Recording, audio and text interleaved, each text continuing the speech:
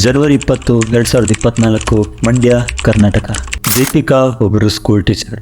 ಅವರು ಪ್ರತಿದಿನ ಮನೆಯಿಂದ ಬಸ್ ಸ್ಟ್ಯಾಂಡಿಗೆ ಬೈಕ್ ನಿಲ್ಲಿಸಿ ನಂತರ ಬಸ್ನಲ್ಲಿ ಶಾಲೆಗೆ ಹೋಗ್ತಾ ಇರ್ತಾರೆ. ಆದರೆ ಅವತ್ತಿನ ದಿನ ಅವ್ರು ಹೋಗೋಷ್ಟೊತ್ತಿಗೆ ಬಸ್ಸು ಹೊರಟೋಗಿತ್ತು. ಹಾಗಾಗಿ ಅವರು ಸ್ಕೂಟಿನ ತಗೊಂಡು ಶಾಲೆಗೆ ಹೋಗ್ತಾರೆ. ಶಾಲೆಗೆ ಸ್ಕೂಟಿಲಿ ಹೋದ ನಂತರ ಅವ್ರ ಗಂಡನಿಗೆ ಕಾಲ್ ಮಾಡಿ ಹೇಳ್ತಾರೆ, ಇವತ್ತು ಬಸ್ಸು ನನಗೆ ಸಿಕ್ಕಿಲ್ಲ, ಹಾಗಾಗಿ ನಾನು ಸ್ಕೂಟಿಲೇ ಶಾಲೆಗೆ ಬಂದಿದ್ದೀನಿ, ಮಧ್ಯಾಹ್ನ ಬರ್ತೀನಿ ಅಂತ. ಮಧ್ಯಾಹ್ನ 1:30ಕ್ಕೆ ಅವ್ರ ಗಂಡ ದೀಪಿಕಾ ನಂಬರ್ಗೆ ಫೋನ್ ಮಾಡ್ತಾರೆ. ಆದರೆ ಮೊಬೈಲ್ ಸ್ವಿಚ್ ಆಫ್ ಬರುತ್ತೆ. ಅವ್ರ ಗಂಡ ಸ್ವಲ್ಪ ಗಾಬರಿ ಆಗ್ತಾರೆ. ಇಷ್ಟೊತ್ತಿಗೆ ಆಲ್ರೆಡಿ ಮನೆಗೆ ಬರಬೇಕಿತ್ತು, ಯಾಕೆ ಬಂದಿಲ್ಲ ಅಂತ ತಿಳ್ಕೊಳ್ಳಿಕ್ಕೆ ಅವ್ರ ಗಂಡ ಆ ಶಾಲೆಯಲ್ಲಿದ್ದ ಬೇರೆ ಕೊಲೀಗ್ಸಿಗೆ ಫೋನ್ ಮಾಡಿ ಕೇಳ್ತಾರೆ.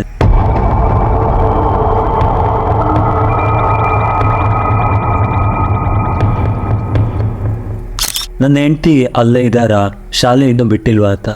ಆದರೆ ಅಲ್ಲಿ ಇದ್ದ ಟೀಚರ್ ಹೇಳ್ತಾರೆ, ನಿಮ್ಮ ಹೆಂಡತಿ ಇಲ್ಲ, ಆಲ್ರೆಡಿ ಹೋಗಿದ್ದಾರೆ ಅಂತ. ಇವರು ಪದೇ ಪದೇ ಅವರ ಹೆಂಡತಿ ನಂಬರ್ಗೆ ಕಾಲ್ ಮಾಡ್ತಾರೆ. ಆದರೆ ಅದು ಫೋನು ರಿಂಗ್ ಆಗೋದೇ ಇಲ್ಲ. ಗಂಡನಿಗೆ ಸ್ವಲ್ಪ ಆತಂಕ ಆಗುತ್ತೆ. ಶಾಲೆ ಹತ್ರ ಬಂದು ನೋಡ್ತಾರೆ, ಆದರೂ ಕೂಡ ಅವ್ರ ಹೆಂಡತಿ ಸಿಗಲ್ಲ. ಸುತ್ತಮುತ್ತ ಹುಡುಕ್ತಾರೆ, ಎಲ್ಲೂ ಕೂಡ ಸಿಗಲ್ಲ. ಅವತ್ತು ಸಂಜೆನೆ ಪೊಲೀಸ್ ಸ್ಟೇಷನ್ಗೆ ಹೋಗಿ ಮಿಸ್ಸಿಂಗ್ ಕಂಪ್ಲೇಂಟ್ನ ಲಾಡ್ಜ್ ಮಾಡ್ತಾರೆ. ಪೊಲೀಸವರು ಆ ಕ್ಷಣನೇ ಹುಡುಕೋದಿಕ್ಕೆ ಸ್ಟಾರ್ಟ್ ಮಾಡ್ತಾರೆ. ಹಾಗೂ ಅವತ್ತಿನ ದಿನನೇ ಸಿಗುತ್ತೆ. ಆದರೆ ದೀಪಿಕಾ ಅಲ್ಲ, ದೀಪಿಕಾ ಸ್ಕೂಟಿ ಮಾತ್ರ. ಶಾಲೆಗೆ ಹೋಗಿ ಬರ್ತೀನಿ ಅಂತ ಹೇಳಿ ಹೋದವರು ಸ್ಕೂಟಿ ಮಾತ್ರ ಬೆಟ್ಟದ ಹತ್ರ ಇದೆ. ಆದರೆ ದೀಪಿಕಾ ಕಾಣ್ತಾ ಇಲ್ಲ, ಎಲ್ಲೋಗಿರ್ಬೋದು. ಮೊಬೈಲ್ ಕೂಡ ಸ್ವಿಚ್ ಆಫ್ ಆಗಿದೆ. ದೀಪಿಕಾಗೆ ಏನಾಗಿದೆ ಅನ್ನೋದನ್ನ ಈ ವಿಡಿಯೋದಲ್ಲಿ ತಿಳಿಸ್ಕೊಡ್ತೀನಿ. ನಮಸ್ಕಾರ ಕರ್ನಾಟಕ, ನಾನು ನಿಮ್ಮ ವಿಜಯ್ ಕುಮಾರ್. ಬನ್ನಿ ಇವಾಗ ವಿಡಿಯೋ ಸ್ಟಾರ್ಟ್ ಮಾಡೋಣ.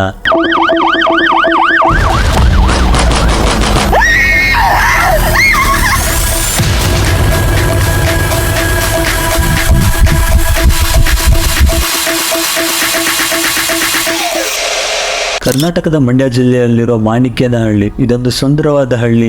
ಊರಿನ ಜನರೆಲ್ಲ ಆಲ್ಮೋಸ್ಟ್ ಎಲ್ಲರೂ ಕೃಷಿಕರಾಗಿರ್ತಾರೆ. ಇಲ್ಲಿ 28 ವರ್ಷದ ದೀಪಿಕಾ ವೆಂಕಟೇಶ್ ಗೌಡ ಅನ್ನೋರು ಲೋಕೇಶ್ ಅನ್ನೋರೊಂದಿಗೆ ಮದುವೆ ಆಗಿರ್ತಾರೆ. ಇವ್ರದ್ದೊಂದು ಸುಂದರವಾದ ಕುಟುಂಬ. ಇವರಿಗೆ ಒಂದು 8 ವರ್ಷದ ಮಗು ಕೂಡ ಇರುತ್ತೆ. ಇವರಾಯಿತು, ಇವ್ರ ಕೆಲಸ ಆಯಿತು ಅಂತ ತುಂಬ ಚೆನ್ನಾಗಿ ಜೀವನ ಮಾಡ್ತಾ ಇರ್ತಾರೆ. ದೀಪಿಕಾ ಅವರು ಅಲ್ಲೇ ಹತ್ತಿರದಲ್ಲಿದ್ದಂಥ ಶಾಲೆಯಲ್ಲಿ ಟೀಚರ್ ಆಗಿ ಕೆಲಸ ಮಾಡ್ತಾ ಇರ್ತಾರೆ. ಆದರೆ ನಾನು ಮೇಲೆ ಹೇಳಿದಾಗೆ ಜನವರಿ 20, 2024ನೇ ತಾರೀಕು ಅವ್ರು ಶಾಲೆಗೆ ಹೋಗ್ತೀನಿ ಅಂತ ಗಂಡನಿಗೆ ಹೇಳೋದವರು ಮತ್ತೆ ಬರಲೇ ಇಲ್ಲ. ಅದ್ರ ಜೊತೆಗೆ ಅವರ ಒಂದು ಸ್ಕೂಟಿ ಕೂಡ ಬೆಟ್ಟದ ತಪ್ಪಲಿನಲ್ಲಿ ಪತ್ತೆ ಆಗುತ್ತೆ. ಆದರೆ ದೀಪಿಕಾ ಅವರು ಮೊಬೈಲ್ಗೂ ಸಿಗೋದಿಲ್ಲ, ಮತ್ತು ಅವರು ಕೂಡ ಎಲ್ಲೂ ಸುತ್ತಮುತ್ತ ಕಾಣೋದಿಲ್ಲ. ಇದರಿಂದ ಆತಂಕ ಆಗಿದ್ದಂತಹ ಅವ್ರ ಗಂಡ ಪೊಲೀಸ್ ಸ್ಟೇಷನ್ನಲ್ಲಿ ಕೇಸ್ ಕೂಡ ಕೊಟ್ಟಿರ್ತಾರೆ. ಕೇಸ್ ಆಗಿ 2 ದಿನ ಆದರೂ ಕೂಡ ಬರೀ ಗಾಡಿ ಮಾತ್ರ ಸಿಗುತ್ತೆ, ಆದರೆ ದೀಪಿಕಾ ಸಿಕ್ಕಿರೋದ್ರಿಲ್ಲ. 2 ದಿನ ಆದರೂ ಸ್ಕೂಟಿ ಮಾತ್ರ ಸಿಕ್ಕಿದೆ, ದೀಪಿಕಾ ಇನ್ನೂ ಸಿಕ್ಕೇ ಇಲ್ಲ ಅಂತ ತುಂಬ ವಿಚಲಿತರಾದಂಥ ಅವ್ರ ಗಂಡ ಅದೇ ಗ್ರಾಮಸ್ಥರನ್ನ ಕರ್ಕೊಂಡು ಆ ಬೆಟ್ಟದ ತಪ್ಪಲಿನಲ್ಲಿ ಹೋಗಿ ಹುಡುಕ್ತಾರೆ.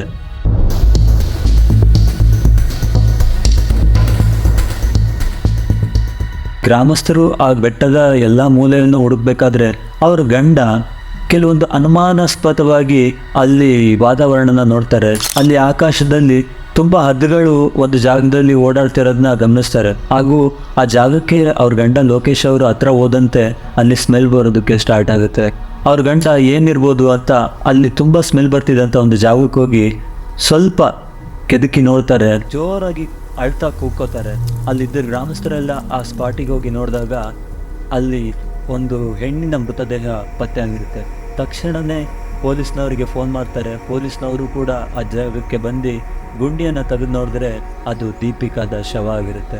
ಆಗ ಮಿಸ್ಸಿಂಗ್ ಆಗಿದ್ದ ಕಂಪ್ಲೇಂಟು ಮರ್ಡರ್ ಕೇಸ್ ಆಗಿ ಪರಿವರ್ತನೆ ಆಗುತ್ತೆ. ಅಲ್ಲಿದ್ದಂತಹ ಬಾಡಿನ ಪೊಲೀಸ್ನವರು ಪೋಸ್ಟ್ ಮಾರ್ಟಮ್ಗೆ ಕಳಿಸ್ತಾರೆ. ಹಾಗೂ ಗ್ರಾಮಸ್ಥರಲ್ಲಿ ಅಲ್ಲಿ ತುಂಬಾ ಹತ್ರದಲ್ಲಿರೋಂಥವ್ರನ್ನೆಲ್ಲ ವಿಚಾರಣೆನ ಕೈಗೊಳ್ತಾರೆ.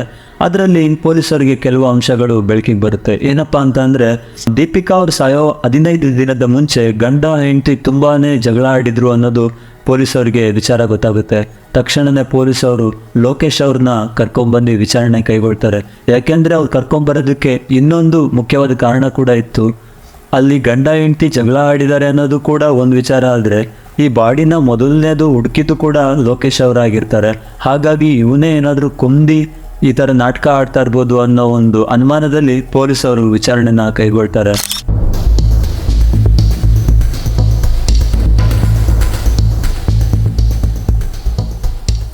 ಆದ್ರೆ ಅವ್ರ ಗಂಡ ಈ ಕೊಲೆನ ನಾನ್ ಮಾಡಿಲ್ಲ ಅಂತ ಹೇಳೋದ್ರ ಜೊತೆಗೆ 15 ದಿನದ ಮುಂಚೆ ಜಗಳ ಯಾಕಾಯ್ತು ಅನ್ನೋ ವಿಚಾರನೂ ಕೂಡ ಹೇಳ್ತಾರೆ.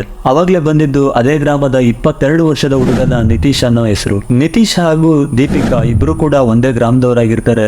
ದೀಪಿಕಾ ಅವರು ನೋಡೋದಕ್ಕೆ ತುಂಬಾ ಸುಂದರವಾಗಿದ್ದರಿಂದ ಸೋಷಿಯಲ್ ಮೀಡಿಯಾ ಇನ್ಫ್ಲುಯೆನ್ಸರ್ ಕೂಡ ಆಗಿರ್ತಾರೆ. ಶಾಲಾ ಮಕ್ಕಳಿಗೆ ಪಾಠ ಮಾಡೋದ್ರ ಜೊತೆಗೆ ಅವರು ಸೋಷಿಯಲ್ ಮೀಡಿಯಾದಲ್ಲಿ ತುಂಬಾ ಆಕ್ಟಿವ್ ಆಗಿರ್ತಾರೆ, ರೀಲ್ಸ್ ಗಳನ್ನ ಮಾಡ್ತಾ ಇರ್ತಾರೆ. ನೋಡೋದಕ್ಕೆ ಹೀರೋಯಿನ್ ತರ ಇದ್ದ ದೀಪಿಕಾ ಅವ್ರಿಗೆ ತುಂಬಾನೇ ಫಾಲೋವರ್ಸ್ ಕೂಡ ಇರ್ತಾರೆ. ಇದರಲ್ಲಿ ನಿತೀಶ್ ಕೂಡ ಒಬ್ಬ. ನಿತೀಶ್ ಅದೇ ಗ್ರಾಮದವನಾಗಿದ್ದು ದೀಪಿಕಾ ಅವ್ರಿಗೆ ದಿನೇ ದಿನೇ ತುಂಬಾ ಹತ್ರ ಆಗ್ತಾನೆ. ದೀಪಿಕಾ ಅವರ ವಿಡಿಯೋಗಳನ್ನ ಎಡಿಟ್ ಮಾಡ್ಕೊಡ್ತೀನಿ ಅನ್ನೋ ಒಂದು ನೆಪ ಹೇಳ್ಕೊಂಡು ದೀಪಿಕಾ ಅವ್ರಿಗೆ ಪ್ರತಿದಿನ ಫೋನ್ ಮಾಡೋದು, ಮಾತಾಡೋದು ಜಾಸ್ತಿ ಮಾಡ್ತಾ ಇರ್ತಾರೆ. ಒಂದೇ ಗ್ರಾಮದವರಾಗಿರೋದ್ರಿಂದ ಅವಾಗವಾಗ ಭೇಟಿ ಆಗೋದು. ನಿತೀಶ್ ಕೂಡ ಅವಾಗವಾಗ ದೀಪಿಕಾ ಮನೆಗೆ ಬಂದೋಗೋದನ್ನ ಅಲ್ಲಿದ್ದ ಸುತ್ತಮುತ್ತ ಗ್ರಾಮಸ್ಥರು ಕೂಡ ಗಮನಿಸಿರ್ತಾರೆ. ಈ ವಿಚಾರ ಅವ್ರ ಗಂಡನಿಗೂ ಕೂಡ ಗೊತ್ತಾಗುತ್ತೆ.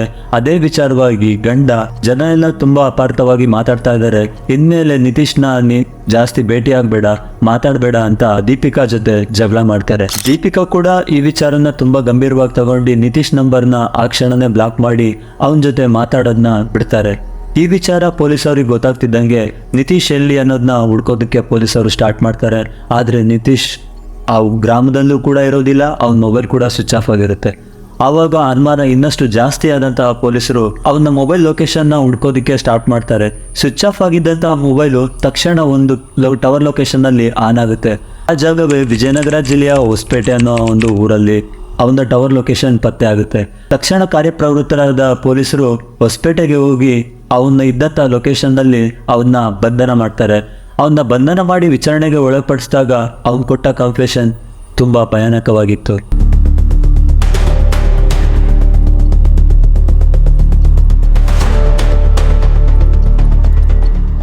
ನಿತೀಶ್ ಕನ್ಫೆಷನಲ್ಲಿ ಕೊಟ್ಟಿದ್ದ ವಿಚಾರ ಏನಪ್ಪಾ ಅಂತಂದ್ರೆ, ಅವನು ಮತ್ತೆ ದೀಪಿಕಾ ಇಬ್ರು ಕೂಡ ತುಂಬಾ ಆತ್ಮೀಯರಾಗಿರ್ತಾರೆ. ನಿತೀಶ್ ದೀಪಿಕಾನ ಅಕ್ಕ ಅಕ್ಕ ಅಂತ ಕರೀತಾ ಇದ್ರು ಕೂಡ ಅವನ ಮನಸ್ಸಲ್ಲಿ ಆ ಥರ ಒಂದು ಅಕ್ಕ ಅನ್ನೋ ಭಾವನೆ ಇರೋದಿಲ್ಲ. ಆದರೆ ದೀಪಿಕಾಗೆ ಈ ವಿಚಾರ ಗೊತ್ತಿರೋದಿಲ್ಲ. ಅವನ ಅಕ್ಕ ತಮ್ಮ ಅನ್ನೋ ಭಾವನೆಯಲ್ಲೇ ದೀಪಿಕಾ ಕೂಡ ಇರ್ತಾರೆ. ಇದು ದಿನೇ ದಿನೇ ತುಂಬಾ ಆತ್ಮೀಯತೆಯನ್ನು ಬೆಳೆಸ್ಕೊಂಡಂತ ನಿತೀಶು ತಕ್ಷಣನೇ ಇದ್ದಕ್ಕಿದ್ದ ಹಾಗೆ ದೀಪಿಕಾ ಅವರು ಬ್ಲಾಕ್ ಮಾಡೋದನ್ನ ಅವನ ಕೈಯಲ್ಲಿ ಸಹಿಸೋಕ್ಕಾಗಲಿಲ್ಲ. ಹಾಗಾಗಿ ಪ್ರತಿದಿನ ಫೋನ್ ಮಾಡ್ತಾನೆ ಇರ್ತಿದ್ದ, ಮೆಸೇಜ್ ಮಾಡ್ತಿದ್ದ. ಆದರೆ ದೀಪಿಕಾ ಇದನ್ನೆಲ್ಲ ಇಗ್ನೋರ್ ಮಾಡ್ತಾ ಇದ್ಲು. ಕೊನೆಗೊಂದು ದಿನ ಕಾಲ್ ಮಾಡಿದಾಗ ಹೇಳೇ ಬಿಟ್ಲು, ನನ್ನ ಗಂಡ ಹೇಳಿದಾನೆ ನಿನ್ನ ಜೊತೆ ಮಾತಾಡಬಾರ್ದು ಅಂತ, ಹಾಗಾಗಿ ನಾವಿಬ್ರು ಮಾತಾಡೋದನ್ನ ಸ್ವಲ್ಪ ಕಡಿಮೆ ಮಾಡಬೇಕು, ಇನ್ಮೇಲೆ ನನಗೆ ಫೋನ್ ಮಾಡಬೇಡ, ಮಾತಾಡಬೇಡ ಅಂತ ಹೇಳ್ತಾಳೆ. ಆದರೆ ನಿತೀಶ್ ಇವಳನ್ನ ತುಂಬಾ ಹಚ್ಕೊಂಡಿದ್ದ ಕಾರಣದಿಂದ ಅವಳನ್ನ ಬಿಟ್ಟಿರೋಕ್ಕಾಗೋದೇ ಇಲ್ಲ. ಆ ಜಗಳ ಆಗಿ 15 ದಿನ ನಂತರ ಜನವರಿ 20, 2024ನೇ ತಾರೀಕು ನಿತೀಶ್ ಬರ್ತಡೇ ಇದೆ, ನಾನು ನಿನ್ನ ಭೇಟಿ ಆಗಬೇಕು, ಸಿಗ್ತೀಯಾ ಅಂತ ಮೆಸೇಜ್ ಮಾಡ್ತಾನೆ. ಆದರೆ ದೀಪಿಕಾ ಯಾವುದಕ್ಕೂ ಕೂಡ ರಿಪ್ಲೈ ಮಾಡೋದಿಲ್ಲ. ಪದೇ ಪದೇ ಫೋನ್ ಮಾಡಿದ ನಂತರ ದೀಪಿಕಾ ಅವನ ಕಾಲ್ನ ರಿಸೀವ್ ಮಾಡ್ತಾಳೆ. ನಿತೀಶ್ ಅವಾಗ ಹೇಳ್ತಾನೆ, ಇವತ್ತು ನನ್ನ ಬರ್ತಡೇ, ಲಾಸ್ಟ್ ಟೈಮ್ ಮೀಟ್ ಆಗಿ ನನಗೆ ಬರ್ತಡೇ ವಿಶ್ ಮಾಡಿದ್ದೆ, ಈ ಟೈಮು ಕೂಡ ಹಾಗೆ ಮಾಡ್ತೀಯಾ, ಇದೊಂದು ಸರಿ ಸಿಗು, ಮತ್ತೆ ನಾನು ಕೇಳೋಲ್ಲ ಅಂತ ಅವಳಿಗೆ ತುಂಬ ಪ್ರೆಷರ್ ಆಗ್ತಾನೆ. ಆಗ ದೀಪಿಕಾ ಕೂಡ ಇದೊಂದು ಸರಿ ಸಿಗ್ತೀನಿ, ಮತ್ತೆ ನಾನು ಸಿಗೋದಿಲ್ಲ ಅಂತ ದೀಪಿಕಾ ಹೇಳ್ತಾಳೆ. ತಕ್ಷಣ ನಿತೀಶ್ ಆಯಿತು, ಶಾಲೆ ಬಿಟ್ಟ ನಂತರ ಮೇಲ್ಕೋಟೆಯ ಯೋಗ ನರಸಿಂಹಸ್ವಾಮಿ ದೇವಸ್ಥಾನದ ಬೆಟ್ಟದ ಹತ್ರ ಬಾ, ನಾನು ಅಲ್ಲೇ ನಿನಗೆ ವೆಯ್ಟ್ ಮಾಡ್ತಾ ಇರ್ತೀನಿ ಅಂತ ಹೇಳ್ತಾನೆ. ಶಾಲೆಯಿಂದ ಮನೆಗೆ ಹೋಗೋ ದಾರಿ ಮಧ್ಯನೇ ಇರೋ ಯೋಗ ನರಸಿಂಹಸ್ವಾಮಿ ದೇವಸ್ಥಾನದ ಹತ್ರ ಅವನಿದ್ದಾನೆ ಅಂತ ಗೊತ್ತಾದ ನಂತರ ದೀಪಿಕಾ ಕೂಡ ಸ್ಕೂಟಿ ತಗೊಂಡು ದೇವಸ್ಥಾನದ ಹತ್ರ ಹೋಗ್ತಾಳೆ. ನಿತೀಶ್ ಅವಳಿಗೋಸ್ಕರ ಅಲ್ಲಿ ಆಲ್ರೆಡಿ ಕಾಯ್ತಾ ನಿಂತಿರ್ತಾನೆ. ಸಮಯ ಮಧ್ಯಾಹ್ನ 12 ಗಂಟೆ 6 ನಿಮಿಷ ಆಗಿರುತ್ತೆ. ದೀಪಿಕಾ ಮತ್ತು ನಿತೀಶ್ ಮಾತಾಡ್ತಾ ಇರ್ತಾರೆ. ಹಾಗೂ ದೀಪಿಕಾ ನಿತೀಶ್ಗೆ ಬರ್ತಡೇ ವಿಶ್ ಮಾಡಿ ನಾನು ಇವಾಗ ಮನೆಗೆ ಹೋಗ್ತೀನಿ ಅಂತ ಹೇಳ್ತಾಳೆ. ಆದರೆ ನಿತೀಶ್ ಅವಳ ಮಾತಿಗೆ ಹೇಳ್ದೆ, ನೀನು ಸ್ವಲ್ಪ ನನ್ನ ಹತ್ರ ಮಾತಾಡಲೇಬೇಕು, ನಾನು ನಿನ್ನ ಹತ್ರ ಕೆಲವೊಂದು ವಿಚಾರಗಳನ್ನ ಕೇಳಬೇಕು, ದಯವಿಟ್ಟು ನೀನು ಇಲ್ಲೇ ಇರು, ನನ್ನ ಜೊತೆ ಮಾತಾಡು, ನನ್ನ ಜೊತೆ ಮಾತು ಬಿಡಬೇಡ, ನಿನ್ನ ಗಂಡನ ಮಾತು ಕೇಳಬೇಡ ಅಂತ ತುಂಬ ಫೋರ್ಸ್ ಮಾಡ್ತಾನೆ. ಆದರೆ ದೀಪಿಕಾ ಇದು ಯಾವುದಕ್ಕೂ ಕೂಡ ಸೊಪ್ಪಾಕೋದಿಲ್ಲ. ಅವಳು ಡೈರೆಕ್ಟಾಗಿ ಹೇಳೇ ಬಿಡ್ತಾಳೆ, ನನಗೆ ನನ್ನ ಗಂಡ ಮತ್ತು ಮಕ್ಕಳು ತುಂಬ ಮುಖ್ಯ, ನೀನು ನನ್ನ ಜೊತೆ ಇನ್ಮೇಲೆ ಮಾತಾಡಬೇಡ, ಇದರಿಂದ ನನ್ನ ಸಂಸಾರ ಹಾಳಾಗ್ತಾ ಇದೆ ಅಂತ ದೀಪಿಕಾ ಹೇಳ್ತಾಳೆ. ಹಾಗೆ ಹೇಳ್ತಿದ್ದಾಗೆ ನಿತೀಶ್ ತುಂಬ ಕೋಪ ಆಗ್ತಾನೆ. ಹಾಗೂ ಅವಳಿಗೆ ಅಲ್ಲೇ ಹೊಡೆಯೋದಿಕ್ಕೆ ಸ್ಟಾರ್ಟ್ ಮಾಡ್ತಾನೆ. ಆ ಬೆಟ್ಟದ ಮೇಲಿದ್ದಂತಹ ಟೂರಿಸ್ಟ್ಗಳು ಇದನ್ನೆಲ್ಲ ದೂರದಿಂದಾನೇ ನೋಡ್ತಾ ಇರ್ತಾರೆ. ಅದರಲ್ಲಿ ಒಬ್ಬಾತ ಅದನ್ನ ವಿಡಿಯೋ ಕೂಡ ಮಾಡ್ಕೋತಾನೆ.